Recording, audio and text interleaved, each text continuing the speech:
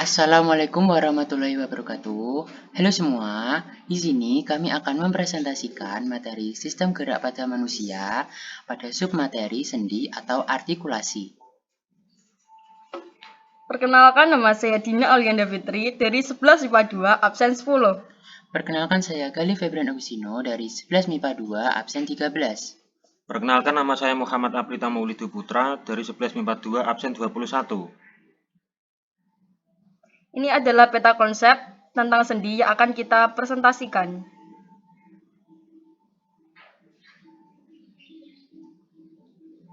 Pengertian sendi atau artikulasi adalah hubungan antara tulang yang memungkinkan terjadinya gerakan. Sendi adalah hubungan antara tulang-tulang yang membentuk sistem gerak pada manusia. Persendian berperan penting dalam proses gerak yang dilakukan oleh manusia. Berikut adalah gambar komponen penyusun sendi. Komponen penyusun sendi. Pertama, kapsul sendi, yaitu lapisan serabut yang melapisi sendi dan membentuk persendian. Kedua, ligamen, yaitu jaringan ikat yang mengikat ujung tulang dengan persendian. Ketiga, minyak sinovial, yaitu pelumas sendi yang terdapat pada sendi. Keempat, tulang rawan hialin, yaitu jaringan tulang rawan yang membentuk sendi. Sendi terbagi menjadi 3, yaitu sinartrosis, amfiartrosis, dan diartrosis. Sinartrosis atau sendi mati. Sinartrosis atau sendi mati adalah persendian yang tidak memungkinkan terjadinya gerakan. Macam-macam sinartrosis adalah 1. Sinartrosis simbiofis adalah sinartrosis yang dihubungkan oleh jaringan ikatan fibrosa.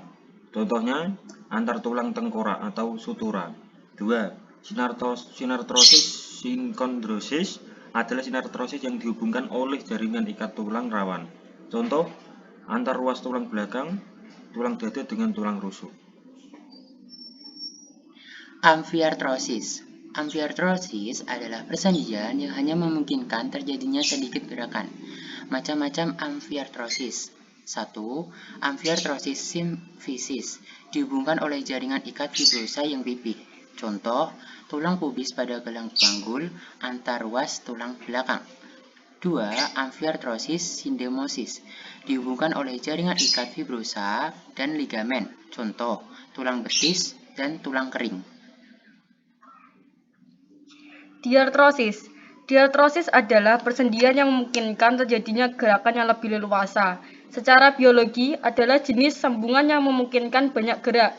Diartrosis dapat diklasifikasikan menjadi sendi peluru, sendi pelana, sendi engsel, sendi putar, sendi geser, dan sendi kondiloid. Berikut adalah gambar-gambar macam-macam diartrosis.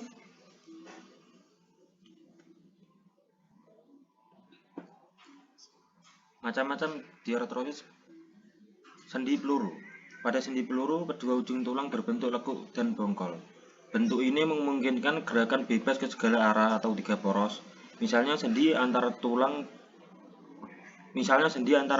gelang bahu dan lengan atas, antara tulang gelang panggul dan paha. Sendi pelana. Sendi pelana merupakan hubungan antar tulang yang memungkinkan terjadinya gerakan 2 arah atau 2 poros. Contohnya adalah sendi antara tulang telapak tangan dengan pergelangan tangan dan dengan ruas jari tangan. Sendi engsel.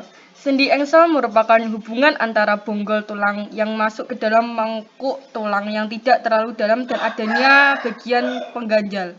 Pada sendi engsel, gerakannya satu arah seperti gerak engsel pintu atau satu poros. Contohnya sendi pada siku, lutut, mata kaki, dan ruas antar jari.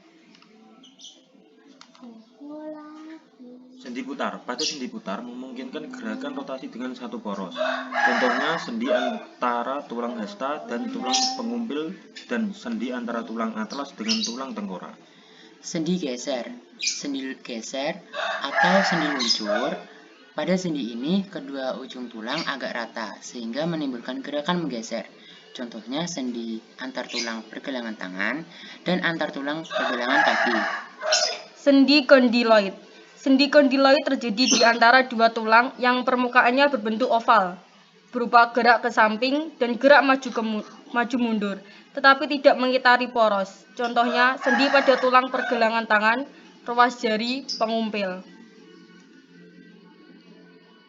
Gerak yang dilakukan oleh sendi. 1. Fleksi berlawanan dengan ekstensi. 2. Abduksi berlawanan dengan adduksi. 3. Pronasi berlawanan dengan supinasi. 4. Elevasi berlawanan dengan depresi. Berikut adalah gambar-gambar yang gerak yang dilakukan oleh sendi.